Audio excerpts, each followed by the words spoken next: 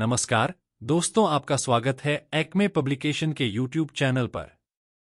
यहां आपको मिलेंगे कम्पिटिटिव एग्जाम्स से रिलेटेड वीडियोस जो परीक्षाओं में आपकी सफलता को सुनिश्चित करने में सहयोगी होंगे। आज हम प्रश्नों के माध्यम से समसामयिक घटनाओं को समझेंगे। तो आइए देखते हैं आज के प्रश्नों को और प्रमुख समसामयिक घटनाओं को।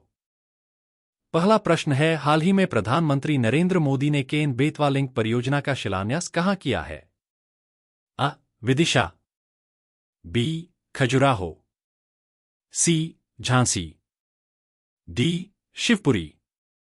उत्तर है बी. खजुराहो। प्रधानमंत्री नरेंद्र मोदी ने 25 दिसंबर को मध्य प्रदेश के खजुराहो में केन बेतवा लिंक परियोजना का शिलान्यास किया। यह देश की पहली नदी जोड़ो परियोजना है।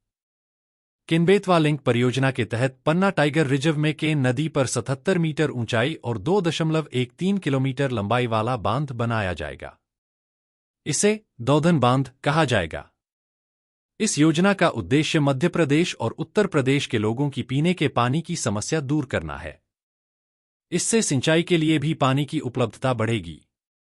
दूसरा प्रश्न है, वीर बाल दिवस कब मनाया जाता है? अ. 25 दिसंबर, बी.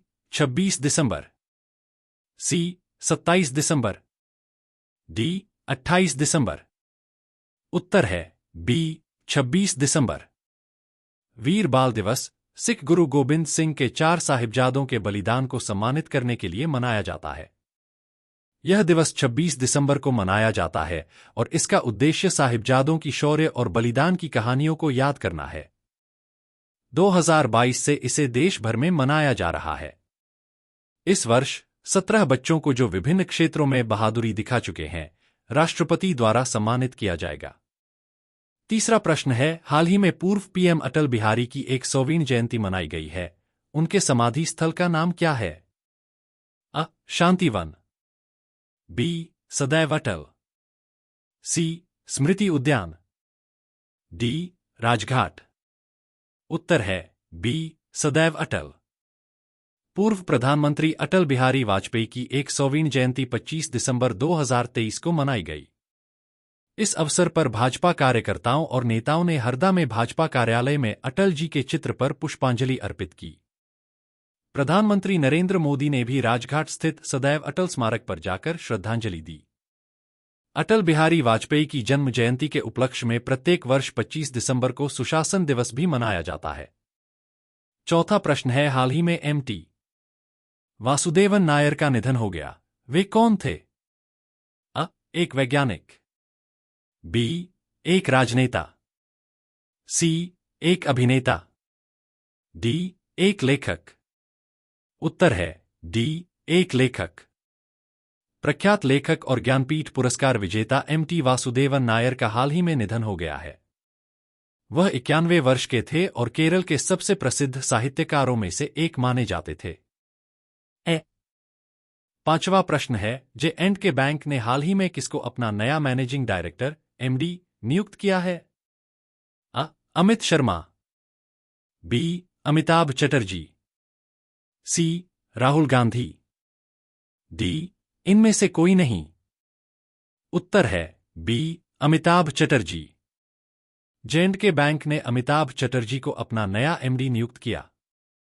जे.एंड.के बैंक ने भारतीय स्टेट बैंक (एसबीआई) के वर्तमान उप प्रबंध निदेशक अमिताभ चटर्जी को अपना नया प्रबंध निदेशक एमडी और सीईओ नियुक्त करने की घोषणा की। चटर्जी बलदेव प्रकाश का स्थान लेंगे, जिनका कार्यकाल 29 दिसंबर को समाप्त हो रहा है।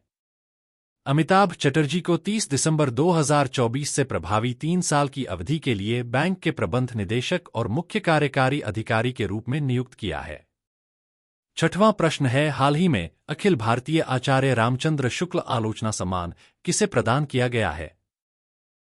Doctor Arun Kumar Bhagat, B. सूर्यबाला, सी. डॉक्टर सच्चिदानंद जोशी, डी. इनमें से कोई नहीं। उत्तर है अ. डॉक्टर अरुण कुमार भगत। डॉक्टर अरुण कुमार भगत को उनकी पुस्तक पत्रकारिता, सर्जनात्मक लेखन और रचना प्रक्रिया के लिए अखिल भारतीय आचार्य रामचंद्र शुक्ल आलोचना सम्मान प्रदान किया गया है। यह पुरस्कार मध्य प्रदेश संस्कृति परिषद द्वारा दिया जाता है। मध्य प्रदेश संस्कृति परिषद, भोपाल ने डॉ अरुण कुमार भगत को कैलेंडर वर्ष 2022 के लिए अखिल भारतीय आचार्य रामचंद्र शुक्ल आलोचना सम्मान से अलंकृत किए जाने की घोषणा की है। 7वां प्रश्न है, हाल ही में किस भारतीय खिलाड़ी ने एशियाई जूनियर भारोत्तोलन चैंपियनशिप में रजत पदक जीता है? अ. मीराबाई चानू, बी. मार्टिना देवी, सी. साक्षी मलिक, डी. पीवी सिंधु। उत्तर है बी. मार्टिना देवी। भारतीय भारोत्तोलक मार्टिना देवी ने दोहा में एशियाई जूनियर भारोत्तोलन चैंपियनशिप में महिलाओं के जूनियर प्लस 87 किलोग्राम वर्ग में रजत पदक जीता। मणिपुर की 18 वर्षीया ने कुल 225 किलोग्राम 96 किग्रा प्लस 129 किग्रा उठाकर 3 भारोत्तोलकों की श्रेणी में दूसरा स्थान प्राप्त किया। उन्होंने क्लीन एंड जर्क में रजत पदक और स्नैच में कांस्य पदक भी जीता।